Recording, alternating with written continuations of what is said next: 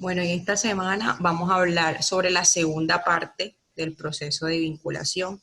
La semana pasada, la semana anterior, hablamos de todo el proceso referente a la contratación. Ya en esta semana es el proceso siguiente o el paso siguiente, que es ya cuando la persona está contratada, es decir, cuando ya la persona ha firmado el contrato respecto a las condiciones laborales que se les está estableciendo dentro de la organización.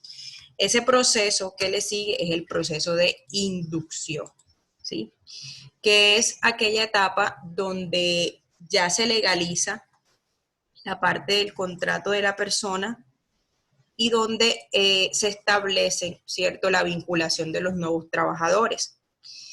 Esta etapa de inducción varía de una empresa a otra, porque ya va a depender primero del cargo, ¿cierto? No todos los cargos dentro de una organización se capacitan o tienen el mismo proceso de inducción, sino que cada una va a depender del cargo, la labor en la cual fueron contratadas.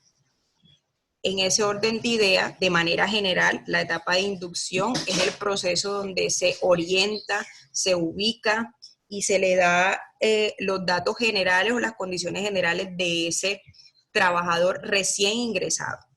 Valga la aclaración que la etapa de inducción es para los nuevos ingresos, pero también se puede dar para aquellos trabajadores que estuvieron dentro de la empresa y que han sido promovidos o que han pasado a otro grado o a otro nivel dentro de la organización. Obviamente la inducción es diferente.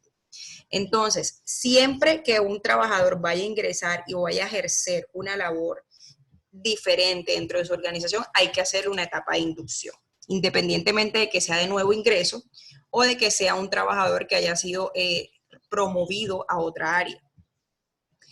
El objetivo de esta etapa o los objetivos de esta etapa, el primero es obviamente crear una adaptación e integrar al personal de la empresa y propiciar el sentido de pertenencia. ¿Por qué se deben hacer las inducciones? Porque es el primer paso o la primera cara a cara que tiene el trabajador con la empresa pues, en la cual va a laborar durante un tiempo determinado.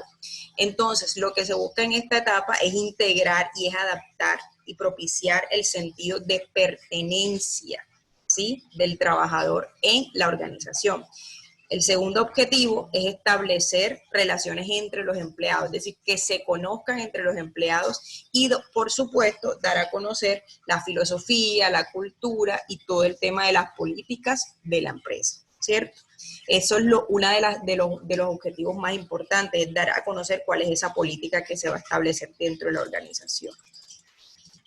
Para que se pueda desarrollar una correcta inducción, existen unos pasos. Pero como les dije, la inducción va a variar de acuerdo al cargo que va a desempeñar la empresa. Estos son los pasos generales. El primero es que siempre se le da una bienvenida al trabajador, ¿cierto? Antes de la inducción.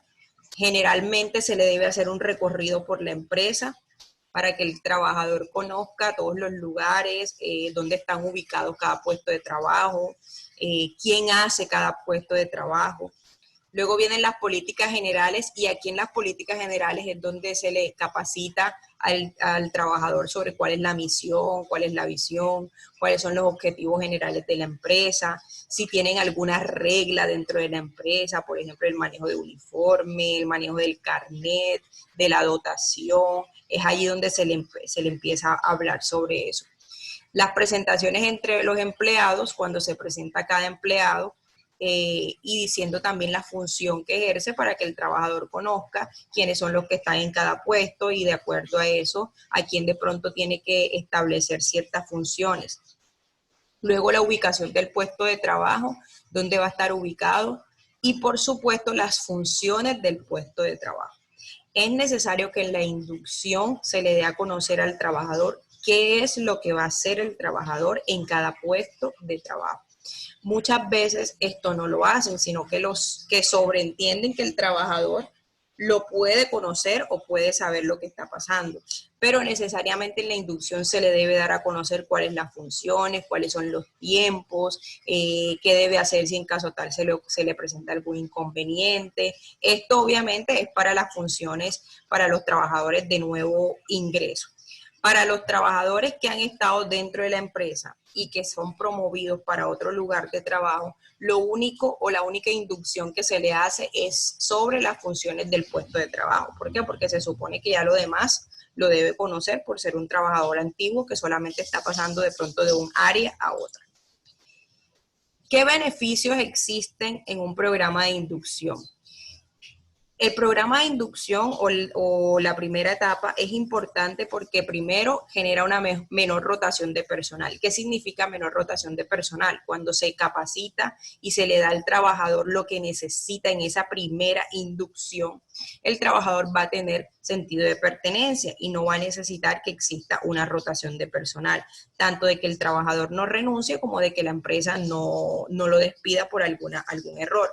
Hay un aumento en la productividad porque el trabajador se siente importante cuando le hacen esa primera inducción. Se baja el nivel de angustia al cambio. Recordemos que nosotros los seres humanos de por sí somos bastante resistentes al cambio, entonces cuando pasamos de un empleo a otro siempre generan ciertos temores, ciertos miedos, por ejemplo, de que si me va a ir bien, si le voy a caer bien a los trabajadores, si de pronto voy a tener algún inconveniente. Entonces la inducción baja la angustia.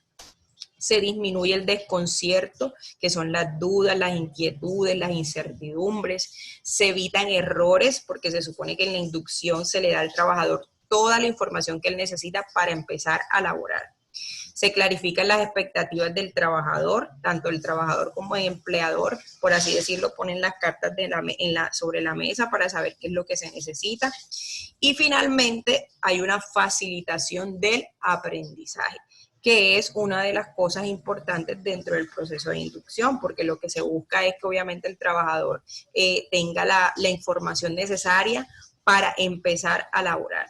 Generalmente, la inducción siempre es unos días o un día de acuerdo a lo que se está establecido dentro de la empresa antes de empezar a trabajar o antes de que el trabajador se posicione en su puesto. Pero este periodo obviamente ya está contemplado dentro del contrato laboral, ¿cierto?